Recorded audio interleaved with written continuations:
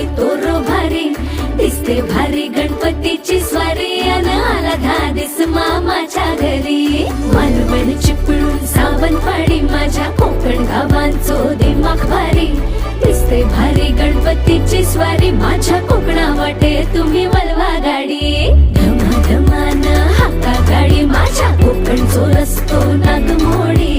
कारी नये